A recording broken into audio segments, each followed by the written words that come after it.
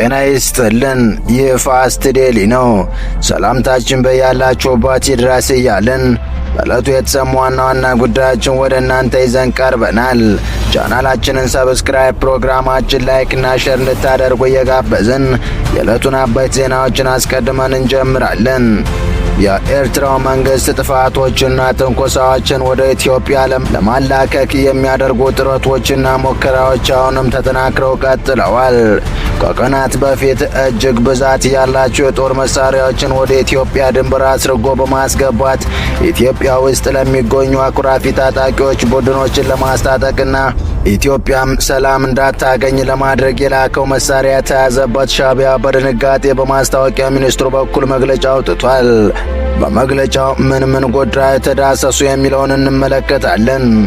በሌላኛው መረጃችን ደግሞ ከእስራኤል ይፋዊ ሀገርነት እውቅና ያገኘችው ሶማሊላንድ ሁለተኛውን ይፋ እውቅና ለማግኘት የምታደርገውን ጥረት በቀጠለበት ሰዓት ሰበር መረጃ ከወደ ዱባይ ተሰምቷል።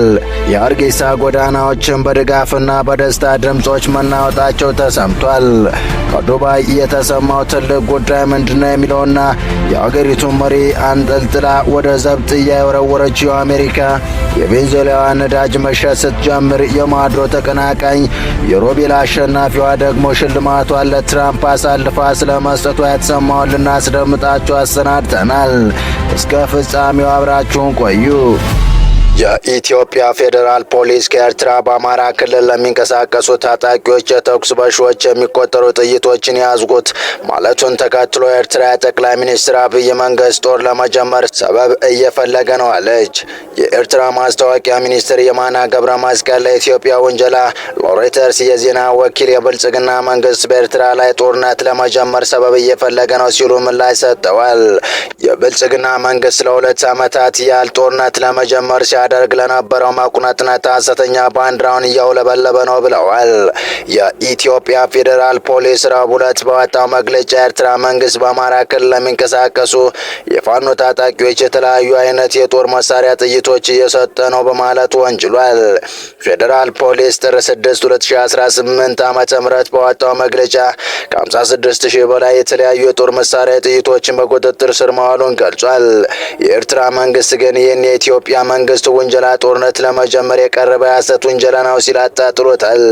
የፌዴራል ፖሊስ ውንጀላን ተከትሎ ምላሽ የሰጡት የኤርትራ ማስታወቂያ ሚኒስትር ኢትዮጵያ ጥቃት ለመክፈት ሰበብ እየፈለገች ነው ብለዋል። ፌዴራል ፖሊስ በቁጥጥር ስር ያዋላቸው የጦር መሳሪያዎች የኤርትራ መንግስት ከኢትዮጵያ የውስጥ ባንዳዎችና ታሪካዊ ጠላቶች ጋር በማበር በትግራይ ህወሓት በኩል የተላኩ ናቸው በማለት ከሷል። ተያዙ የተባሉት 56,000 በላይ የተለያዩ የጦር መሳሪያ ጥይቶች ሲሆኑ ሲያጓጉዟቸው የነበሩ 2 ተጠርጣሪዎች ጋር በወልዲያ ፍተሻ ጣቢያ ላይ በቁጥጥር ስር መዋላቸውንም አመልክቷል። ፖሊስ በስውር የተላኩ ያላቸው 41999 የክላሽ ጥይት፣ 14000 የብሬን ጥይትና 800 የድሽቃ ጥይት በአጠቃላይ 56799 ጥይቶች በቁጥጥር ስር መዋላቸውን በማህበራዊ ሚዲያዎች ገጹ በወጣው መግለጫ አስታውቋል። የፖሊስ መግለጫ እንደሚለው ተጠርጣሪዎቹ ላይ በተደረገው ምርመራ የጦር መሳሪያ ጥይቶች ከኤርትራ መንግስት የተላኩ መሆናቸውና ህወሓት መቀሌ ላይ ተቀብሎ ወደ አማራ ክልል በማስገባት ለፋኖ ለማድረስ ሲንቀሳቀስ ነበር። ጥይቶቹን ሲያጓጉዝ ተይዟል የተባሉ ተጠርጣሪዎች ላይ ፖሊስ እያደረገ ባለው ምርመራ ጥይቶቹ በሻዕቢያ መንግስት እንደተላኩና ጽንፈኛ ህወሓት ከመቀሌ ወደ አማራ ክልል ሸዋሮቢት ለማድረስ መንገድ ላይ እንደነበሩ ተናግሯል ብሏል። ህወሓት በበኩሉ በኤርትራ መንግስት ተልኳል የተባለውን የጦር መሳሪያ ጽንፈኛ ህወሓት ከትግራይ ወደ አማራ ክልል ለማስገባት ተንቀሳቅሷል የሚል የቀረበውን ክስ ውድቅ አድርጎታል። የህወሓት ቃል አቀባይ ሚካኤል አስገዶም ጭብጥ የሌለው ውሸት ነው ሲሉ አጣጥለዋል። ህወሓት ወደዚህ የወረደ ስራ የሚገባ ፓርቲ አይደለም ሲሉ የተከላከሉት ቃል አቀባዩ በውስጣቸው የተፈጠረውን አጀንዳ ለመቀስቀስ ሆን ተብሎ የተሰራ የውሸት ዜና ነው ሲሉ ለቢቢሲ ተናግረዋል። አቶ ሚካኤል ይህን አይነት ክስ የተለመደ ነው ብለዋል። ወደ ግጭት እንዳይሄድ እኛ የበኩላችንን ጥረት እያደረግን ነው። የእነሱ አካሄድ ግን ይመስለኛል ወደዚያ የሚመራ ነው ሲሉም የፌዴራል መንግስት ባለስልጣናት ወንጅለዋል። የኢትዮጵያ መንግስት ከህጋዊ የፖለቲካ ፓርቲነት የተሰረዘው ህወሓት ከኤርትራ መንግስት ጋር እየተባበረ ነው የሚል ወቀሳ ሲያሰማ የመጀመሪያው አይደለም። የኤርትራው ፕሬዝዳንት በዚህ ሳምንት መጀመሪያ ላይ ከሀገሪቱ ብሔራዊ ቴሌቪዥን ጣቢያ ጋር ባደረጉት ቃለ ምልልስ የብልጽግና መንግስት በራሱ ሀገሮች ህዝቦች ጦርነቶች አውጇል ብሏል።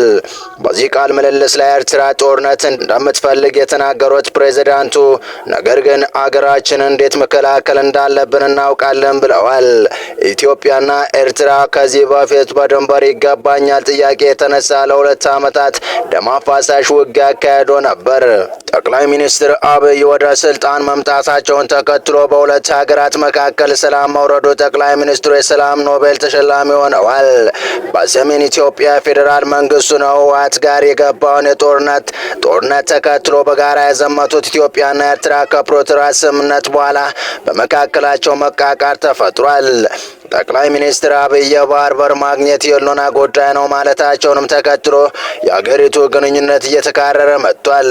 ኤርትራ በአውሮፓውያኑ 1991 ነጻነቷን ማግኘቷን ተከትሎ ኢትዮጵያ ባህር በር አልባ ሀገር ሆና ቆይታለች። የኤርትራው ፕሬዝዳንት ኢሳያስ አፈወርቂ ባለፈው ሰኞ ከሀገራቸው ብሔራዊ ቴሌቪዥን ጣቢያ ጋር ባደረጉት ቆይታ የብልጽግና የቀይ ባህር ፍላጎት በኢትዮጵያ ህዝብ ላይ የታወጀ ጦርነት ነው ማለታቸው ይታወሳል። ኢሳያስ ለጦርነት ዝግጅት ወደ ኢትዮጵያ ሰው አልባ አውሮፕላኖችን ወይም ድሮንና ሌሎችም የጦር መሳሪያዎችን እየገቡ እንደሆነም ጠቅሰዋል። ፌዴራል ፖሊስ እንደሚለው የኤርትራ መንግስት የፋኖ ታጣቂዎችን ለማስታጠቅ የሞከረው ኢትዮጵያ ውስጥ አለመረጋጋት ለመፍጠር ነው።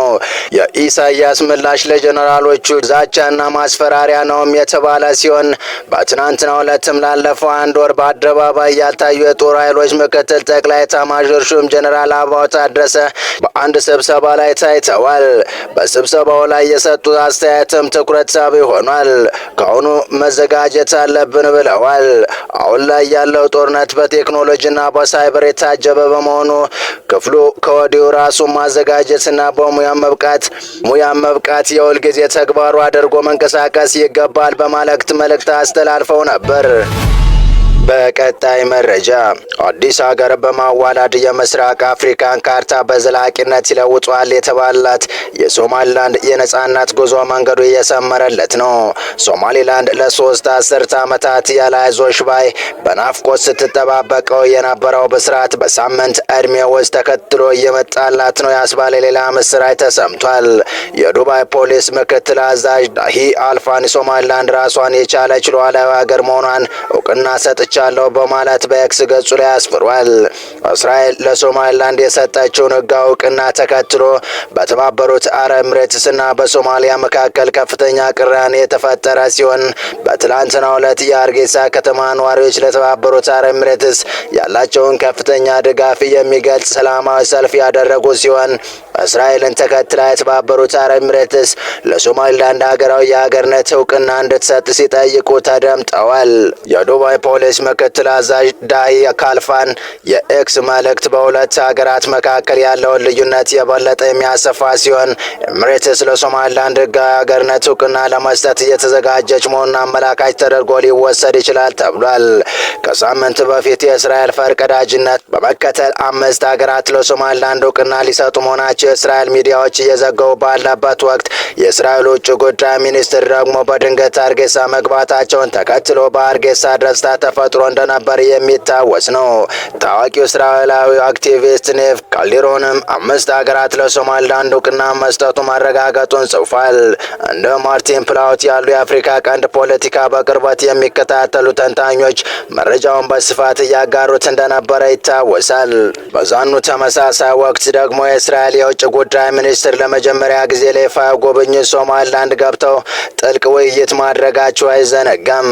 እስራኤል ለሶማሊላንድ የሀገርነት እውቅና መስጠቷን ተከትሎ የውጭ ጉዳይ ሚኒስትሯ ጌዲዮን ሳር ለመጀመሪያ ጊዜ ለይፋዊ ስራ ጉብኝት የሶማሊላንድ መዲና ሀርጌሳ መግባታቸው በገለጹበት ወቅት የሶማሊላንድ የዲፕሎማሲያዊ ምንጮች ዋቢ አድርጎ እንደዘገበው ጌዲዮን በቆይታቸው ከሶማሊላንድ ፕሬዝዳንት አብዱራህማን መሐመድ አብዱላሂ ጋር ተገናኝተው ስለመከሩበት ጉዳይ ሁለቱ ወገኖች ፕሬዝዳንቱ ቤተ መንግስት በጋራ መግለጫ እንዲሰጡ መዘገቡ አይዘነጋም።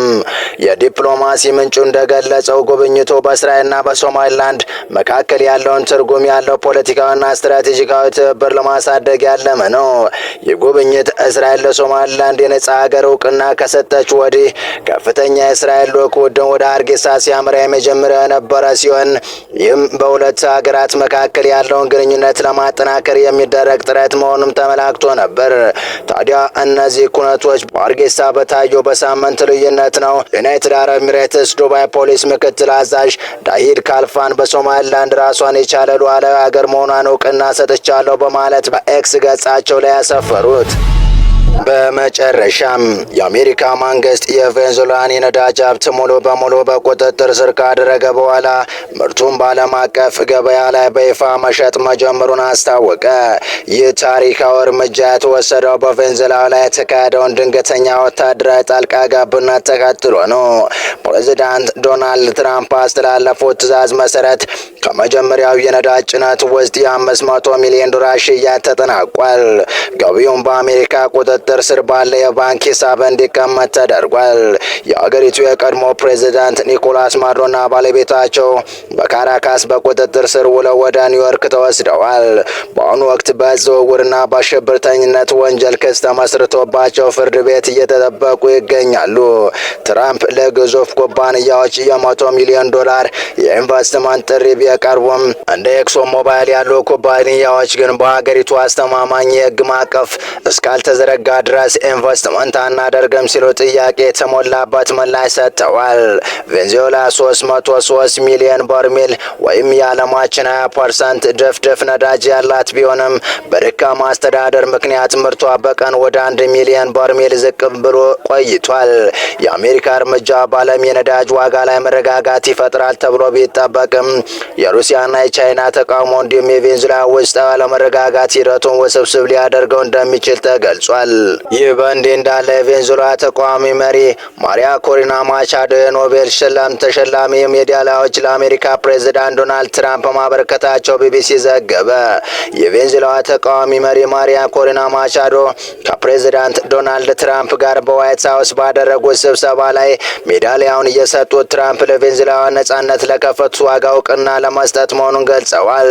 የአሜሪካ ወታደሮች በካራካስ የቬንዙዌላን ፕሬዚዳንት ኒኮላስ ማዱሮን በቁጥጥር ስር ከዋሉ በኋላ ትራምፕ ለመጀመሪያ ጊዜ ያገኟቸው ማሪያ ኮሪና ማቻዶ ዕለቱን ለቬንዙዌላውያን ታሪካዊ ቀን ሲሉ ጠርተውታል። ፕሬዚዳንት ዶናልድ ትራምፕ በማህበራዊ ሚዲያ ባስተላለፉት መልእክት ምስጋናቸውን ገልጸው ድርጊቱ አስደናቂ የጋራ መከባበር ምልክት መሆኑን ተናግረዋል። የኖቤል ኮሚቴው በበኩል ሽልማቱ አንዴ ከተሰጠ በኋላ ሊሻር፣ ሊጋራ ወይም ለሌላ ሊተላለፍ የማይችል መሆኑን አስታውቋል።